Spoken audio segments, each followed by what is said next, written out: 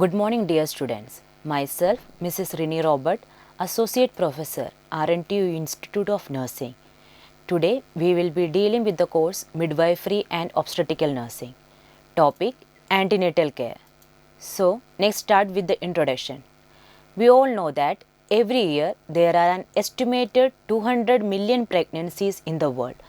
Each of these pregnancies is at risk for an adverse outcome for the woman and her infant. While risks cannot be totally eliminated, but they can be reduced through effective and acceptable maternity care. To be most effective, health care should be begin early in pregnancy and continue at regular intervals. So, next we will deal with the definition. According to DC Datta, antenatal care is a systemic supervision. The supervision which includes examination and advice of a woman during pregnancy is called antenatal or prenatal care. In other words, we can explain that antenatal care refers to the care that is given to an expected mother from the time of conception is confirmed until the beginning of the labor. Next is the aims of antenatal care. So, the first aim is to screen the high risk pregnancies. By providing proper antenatal care, we can reduce the high risk cases and it is able for us to manage the cases. Next, to prevent or detect or treat any complication at the earliest level. Then, we can ensure continued medical surveillance and prophylaxis.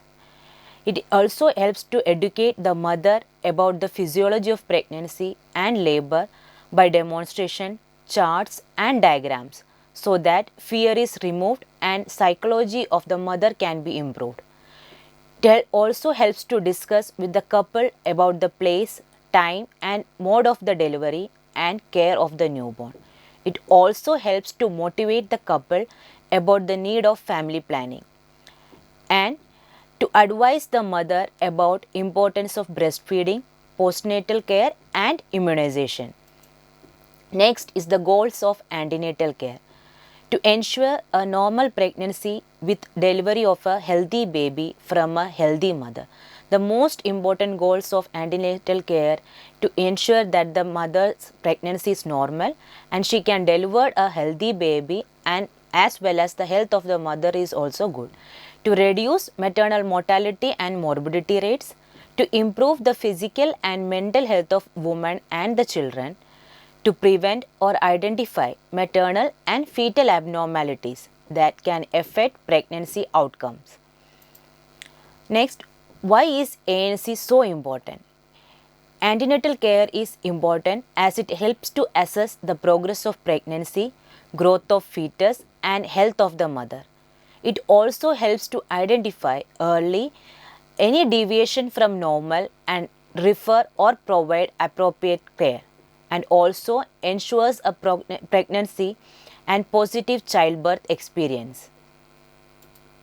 Criteria of normal pregnancy. We can define that a pregnancy is normal when the delivery of a single baby in good condition at term with no maternal complication.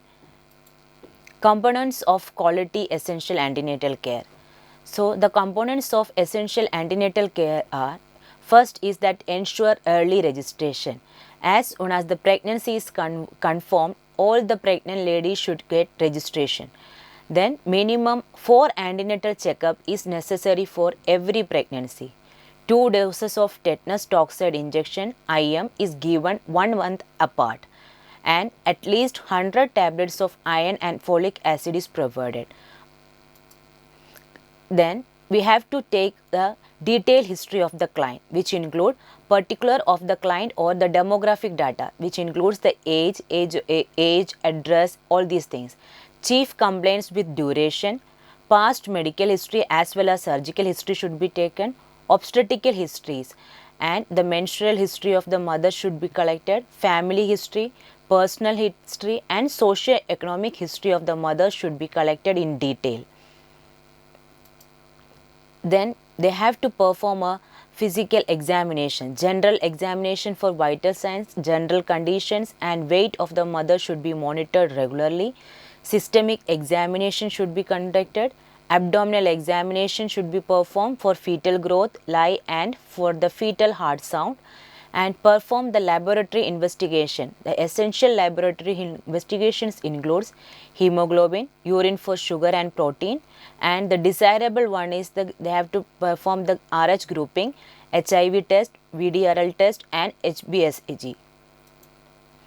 Then the essential antenatal care includes the counseling for birth preparedness and complications, and the danger signs during pregnancy and where to go in an emergency, importance of seeking the antenatal care, signs of labors, benefits of institutional delivery and counseling for adopting postpartum family planning.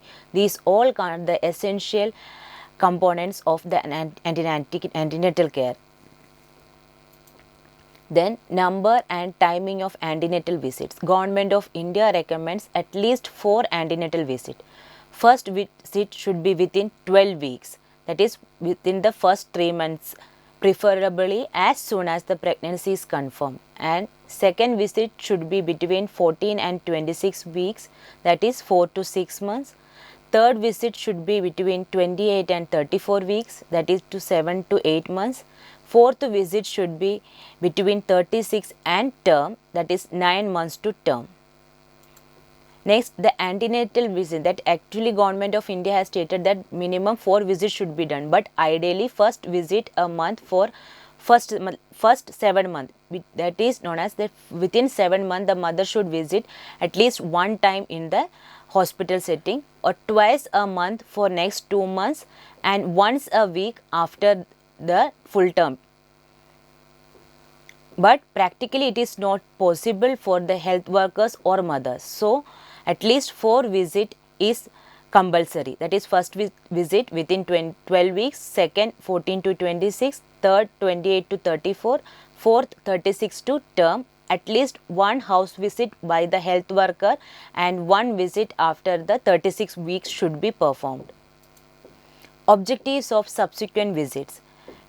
The objectives of subsequent antenatal visit is to assess the fetal well-being and to assess lie, presentation and position of the baby, to assess high-risk pregnancies, to reduce the perinatal mortality and improve women's experience of care, to counsel about healthy eating and keeping physically active during the pregnancy time.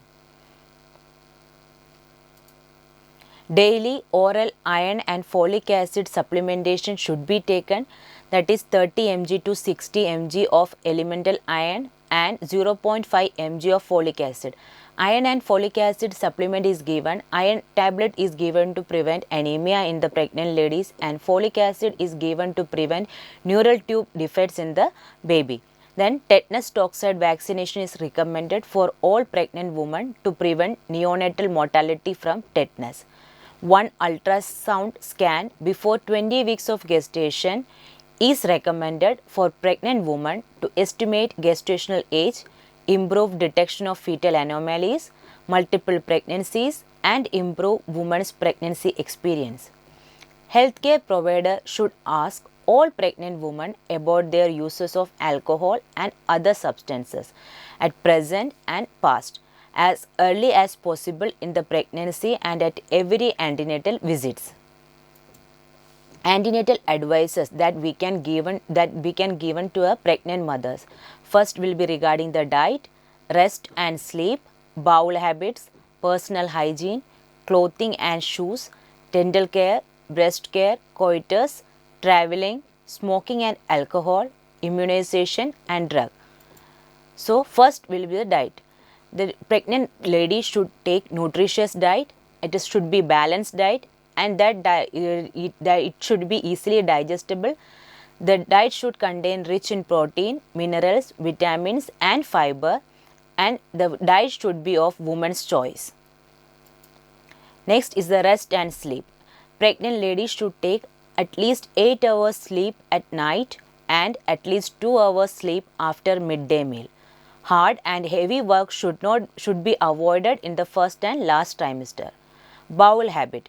Regular bowel movement may be facilitated by regulation of diet, taking plenty of fluids and vegetables.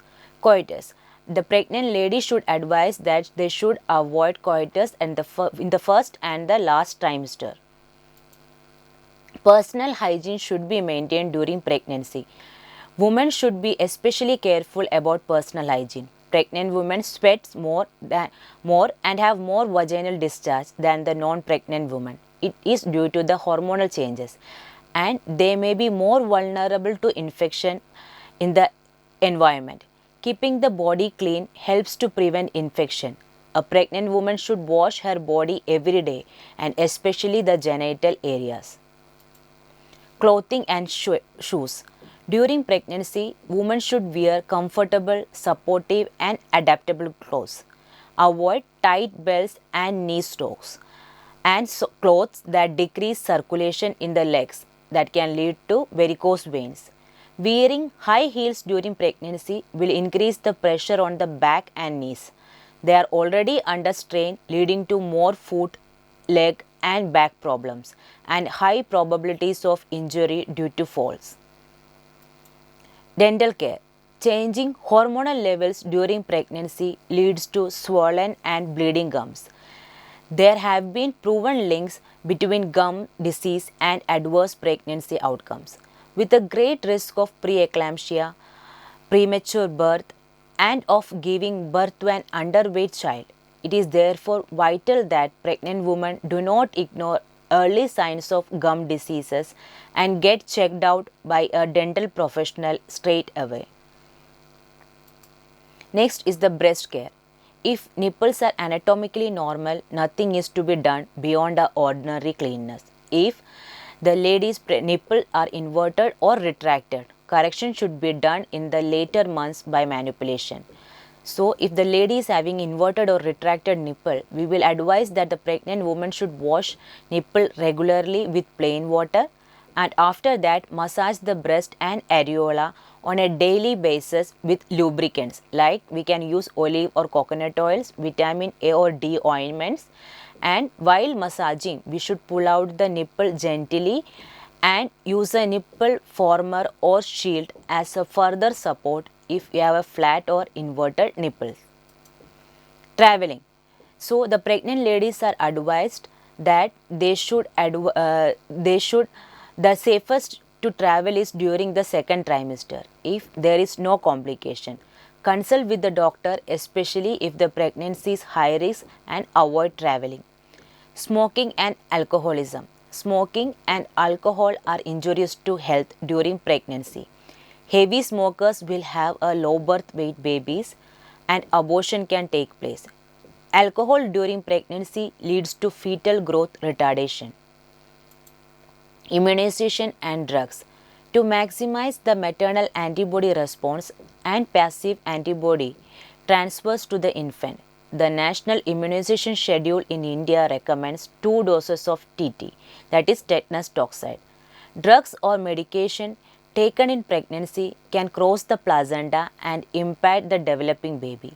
There are range of possible effects that may include low birth weight, premature birth, miscarriages, and stillbirth in babies. General advices that are given to a pregnant mother. The mother should go to the hospital in the following circumstance: if there is an active vaginal bleeding, severe and continuous headache, swelling in the face, fingers and toes, persistent vomiting, diminished or blurred vision, painful uterine contractions, sudden gush of watery fluids per vagina, pain in abdomen, fever with chills. Then we will the summary and conclusions. The maternal health remains a challenge, particularly in developing countries. Globally, a woman dies from complications in childbirth every minute. Antenatal care is one of the most effective ways to reduce maternal mortality. Good antenatal care aims to make sure that the pregnancy causes no harm to the mother and keep the developing baby healthy. Here are some references which you can use. Thank you. you.